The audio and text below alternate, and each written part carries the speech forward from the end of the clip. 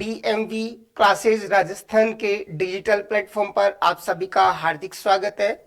चलिए दोस्तों, आज अपन बात करेंगे टमाटर का जो पर्णकुंचन रोग है उसके बारे में ही, और टमाटर का अगेती झुलसा रोग के बारे में चलेगा।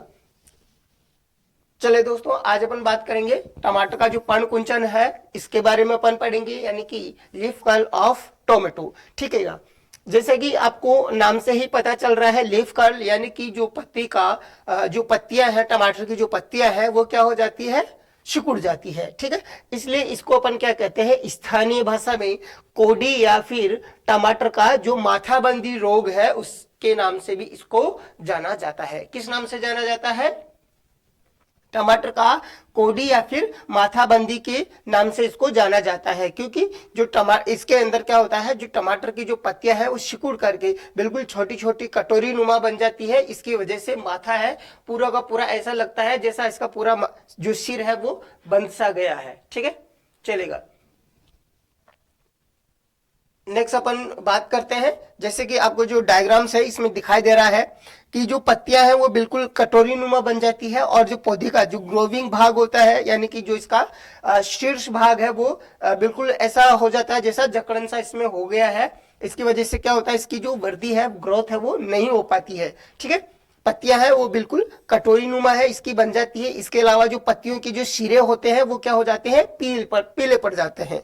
ठीक है, नेक्स्ट अपन बात करते हैं इसके लक्षणों की। इसके जो प्रमुख लक्षण है उनमें है जो रोगग्रस्त जो पौधे होते हैं उनकी जो पत्तियां हैं वो क्या हो जाती है, वो छोटी रह जाती है, कप के आकार में हो जाती है, कपनुमा बन जाती है। इसके अलावा जो पत्तियां होती है उनके जो किनारे होते हैं वो क्या हो जाते हैं, किनारे पीले पड़ जाते हैं। इसके अलावा जो शीर्ष भाग होता है वो गुच्छानुमा अपन को दिखाई देता है, यानी कि जो पौधे का जो शीर्ष भाग है यानी कि जो कलिकाएं हैं वो क्या हो जाती है, गुच्छानुमा दिखाई देती है। इसकी वजह से पौधा क्या होता है, अपना झाड़ीनुमा दिखाई देने लगता है। इसके अलावा इसकी जो पत्तियां हैं वो क्या हो जाती है, खुरदरी और मोटी अपन को दिखाई देने लगती है। ये इस रोग के क्या है, प्रमुख लक्षण है। नेक्स्ट अपन बात करते हैं पौधे की जो पर्व संधियां हैं। जो पौधे की जो पर्व संधियां हैं वो क्या हो जाती है, वो छोटी रह जाती है, और उनके छोटे रहने की वजह से पौधा है बौना और झाड़ीनुमा क्या होता है, दिखाई देता है। ठीक है, रोगग्रस्त जो पौधे होते हैं उनकी जो शिराएं है वो क्या हो जाती है, वो मोटी हो जाती है। इसके अलावा रोगी जो पौधा होता है उसमें फूल और फल दोनों ही क्या बनेंगे, कम बनेंगे या फिर बिल्कुल नहीं बनेंगे। ठीक है, नेक्स्ट अपन बात करते हैं इसके रोग कारक के बारे में। ये जो रोग है टमाटर का पर्णकुंचन जो रोग है ये होता है किसकी वजह से, वायरस की वजह से। कौन सा वायरस है, tomato yellow leaf curl virus, TYLCV नामक जो विषाणु है, इस विषाणु की वजह से ये रोग होता है। ये जो विषाणु है वो कौन से कुल से संबंध रखता है, वो जेमिनी विरिडी नामक जो कुल है उस कुल का एक वंश है, बिगोमो वायरस जो वंश है उस वंश से ये संबंध रखता है।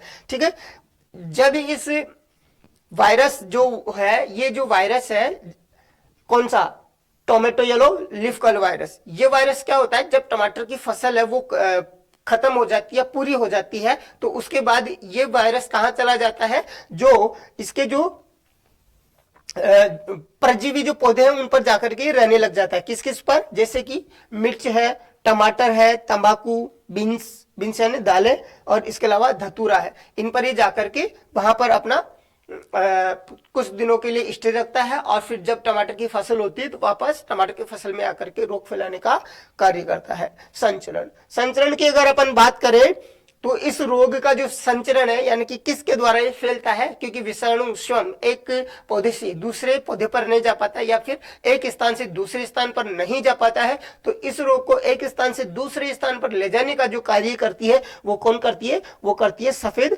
मक्खी। कौन करता है, सफेद मक्खी जो होती है इस रोग को एक स्थान से यानी कि एक पौधे से दूसरे पौधे में फैलाने का कार्य करती है। इसके अलावा अमरबेल और जो टमाटर के जो बीज है उनमें भी ये विषाणु रह सकता है, और क्या करता है, अगला जब फसल अपन लेंगे तो उसमें इस रोग को फैलाने का कार्य करता है, यानी कि अमरबेल और बीजों के द्वारा भी ये रोग फैलता है।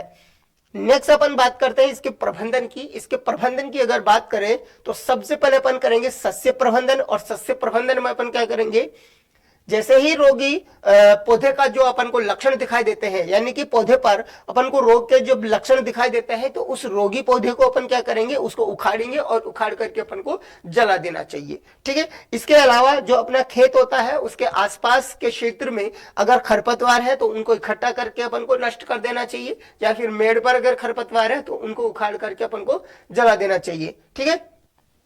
इसके अलावा अपन बात करते हैं पौधरोपण हेतु अपन को जो पौध अपन काम में ले रहे हैं पौध की रोपण के लिए, रोपाई के लिए, वो विषाणु मुक्त होना चाहिए और सफेद मक्खी मुक्त होना चाहिए। वो ऐसा नहीं होना चाहिए कि उनमें पहले से ही विषाणु लगा हुआ है या फिर सफेद मक्खी का उनमें प्रकोप है, तो ऐसे क्षेत्र से अपन को पौधा वो नहीं लेनी चाहिए। अपन को कैसी नर्सरी से लेना चाहिए, ऐसी नर्सरी से पौधों का चुनाव अपन को करना चाहिए जो विषाणु और सफेद मक्खी से ग्रसित नहीं हो। ठीक है। इसके अलावा अपन क्या करेंगे, नर्सरी जब अपन बनाते हैं तो नर्सरी बनाने के समय पर अपन क्या करते हैं, नर्सरी को 40 मैश वाली नायलॉन का जो नेट होता है उसके द्वारा अपनी जो नर्सरी होती है उसको कवर कर देते हैं, जिसकी वजह से क्या होता है, ये जो वायरस है वो वायरस है अपने पौधों पर है वो अटैक नहीं कर पाता है, और सफेद मक्खी भी अपने पौधों तक नहीं पहुंच पाती, क्योंकि सफेद मक्खी नहीं पहुंचेगी तो विषाणु भी नहीं जाएगा।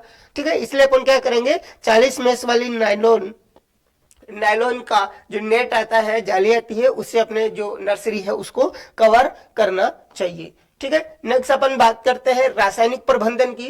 तो रासायनिक प्रबंधन में अपन क्या करेंगे, सफेद मक्खी का कंट्रोल करेंगे अपन। ठीक है। क्योंकि सफेद मक्खी ही इस विषाणु को एक पौधे से दूसरे पौधे पर ले जाने का कार्य करती है। तो इसके लिए अपन क्या करेंगे, इसके लिए अपन इमिडाक्लोप्रिड 5 ml प्रति 15 लीटर पानी में घोल करके, या फिर डाइमिथोएट 1 ml प्रति लीटर पानी में घोल करके अपन 10 से 15 दिन के अंतराल पर उसका जो छिड़काव है वो कर देंगे। ठीक है। नेक्स्ट अपन बात करते हैं जैविक प्रबंधन की। तो जैविक प्रबंधन में अपन क्या करेंगे, जो रोग वाहक कीट है इनको दूर रखने के लिए अपन क्या करेंगे, दूर रखने हेतु नीम का तेल 0.2% का छिड़काव अपन को करना चाहिए। इसके अलावा जो रोग रोधी जो किस्में हैं उनका प्रयोग करना चाहिए, जैसे अर्का रक्षक, अर्का अनन्या और अर्का सम्राट। ये जो किस्में हैं इन किस्मों का अपन को क्या करना चाहिए, पौधे की बुआई के लिए अपन को प्रयोग में लेना चाहिए। ठीक है।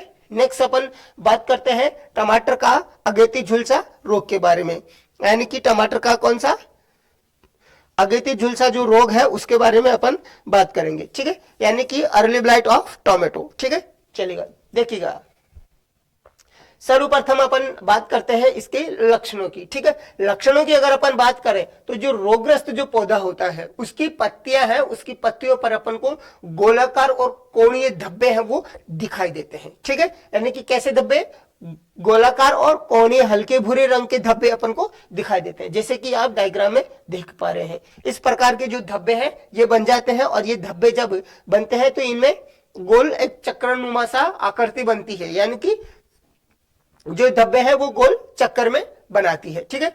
पुरानी गहरे रंग के जो धब्बे होते हैं, जो धब्बे पुराने होते हैं और गहरे रंग के होते हैं, वो क्या होते हैं, वो गोल चक्कर बनाती हुई सक्रिय लाइनों की दिखाई अपन देते हैं। उनके अंदर अपन को सक्रिय लाइनें दिखाई देती है, यानी कि सक्रिय लाइनें अपन को गोल रिंग टाइप में अपन को इस पे लाइनें दिखाई देती है। इसके अलावा जब रोग तेजी से बढ़ता है तो क्या होता है कि जो इसका जो पर्णवंत है उस पर और तने पर है वो क्या दिखाई देता है, अपन को धब्बे हैं वो दिखाई देते हैं, जैसे कि जो ये पत्ती है। ठीक है। जैसे ये पत्ती है तो इस पत्ती पर क्या होगा, इस पत्ती पर ये इधर शाखा से जुड़ी हुई है। ठीक है। तो ये जो पत्ती को और शाखा को जोड़ने वाला जो ब्रांच है इसको अपन बोलते हैं पर्णवंत। इस पर्णवंत पर भी अपन को ब्लैक कलर के या भूरे रंग के जो धब्बे दिखाई देते हैं। इसके अलावा जो तना इसका होता है उस तने पर भी जो धब्बे हैं वो बन जाते हैं, जैसा कि आप डायग्राम में देख पा रहे हैं, ये तने पर भी धब्बे बन गए। इसके अलावा जो पत्ती के जो पर्णवंत है उन पर धब्बे बनते हैं और फिर धीरे धीरे पूरी पत्ती सूख जाती है। ठीक है। इसके अलावा इसका जब संक्रमण होता है तो फलों पर भी इसका संक्रमण हो जाता है, और फल है वो संक्रमण के कारण क्या हो जाते हैं, जो टमाटर के जो फल होते हैं वो भी सड़ जाते हैं। ठीक है। चलेगा। नेक्स्ट अपन बात करते हैं इसके रोग जनक के बारे में। यह जो रोग होता है टमाटर का अगेती झुलसा जो रोग होता है वो होता है कवक के द्वारा। तो कौन सा कवक इसके लिए जिम्मेदार होता है? इसके लिए जो है अल्टरनेरिया सोलेनाई नामक जो कवक होता है वो जिम्मेदार होता है। इस कवक के द्वारा ये होता है। और ये जो कवक होता है ये क्या होता है? मृदा जनित होता है, यानी कि मृदा के अंदर ये कवक के अवशेष वो रह जाते हैं, बीजाणु रह जाते हैं। और जैसे ही इसका नेक्स्ट फसल आएगी और अनुकूल वातावरण जैसे इसको मिलेगा तो ये अब वापस अपना प्रकोप नई फसल में कर देता है। यानी कि मृदा में पड़े कवक जाल और जो इसके कॉनिडिया होते हैं वो नई फसल में संक्रमण फैलाने का कार्य करता है। यानी कि इसका जो संक्रमण होता है, संचरण जो होता है, फैलता है, वो किसके द्वारा फैलेगा? कवक जाल और कोनिडिया के द्वारा ये फैलता है, क्योंकि ये मृदा में पड़े रहते हैं और जब टमाटर की फसल लगाते हैं तो ये नई फसल के अंदर अपना प्रभाव दिखाते हैं। ठीक है, नेक्स्ट अपन बात करते हैं इसके प्रबंधन की। प्रबंधन की अगर अपन बात करें तो सबसे पहले अपन पढ़ेंगे सस्य प्रबंधन। और सस्य प्रबंधन में अपन क्या करते हैं, जो खेत है अपना, उस खेत से सभी पौधों के जो अवशेष है उनको इकट्ठा करेंगे और इकट्ठा करके अपन को क्या कर देना चाहिए? उनको जला देना चाहिए। नेक्स्ट अपन करेंगे ग्रीष्मकालीन गहरी जुताई करनी चाहिए, यानी कि गर्मी के दिनों में जो अपना जो खेत है उसकी गहरी जुताई करके अपन खुला छोड़ देंगे, जिसकी वजह से खेत में अगर इस रोग की जो रोग कारक कवक है अल्टरनेरिया सोलेनाई, इसका जो जीवाणु है वो क्या करेगा? धूप की वजह से खत्म हो जाएगा। ठीक है, नेक्स्ट है अपन को फसल चक्र अपनाना चाहिए। एक ही खेत में लगातार या प्रतिवर्ष या प्रति जो सीजन होता है उसमें एक ही फसल को बार बार नहीं दोहराना चाहिए। ठीक है, इसके अलावा जो रोगग्रस्त जो पौधे होते हैं इनको अपन क्या करेंगे? इनको उखाड़ करके अपन को जला देना चाहिए। ठीक है, नेक्स्ट अपन बात करते हैं इसके प्रबंधन की। प्रबंधन की अपन बात करें तो इसका जो प्रबंधन अपन करेंगे रासायनिक प्रबंधन। रासायनिक प्रबंधन में है जैसे ही रोग के लक्षण है वो अपन को दिखाई देता है तो अपन मैनकोजेब 2.5 ग्राम या फिर COC यानी कि कॉपर ऑक्सीक्लोराइड 2.5 ग्राम प्रति लीटर पानी में घोल करके अपन को इसका 10 से 15 दिन के अंतराल पर अपन को छिड़काव करना चाहिए।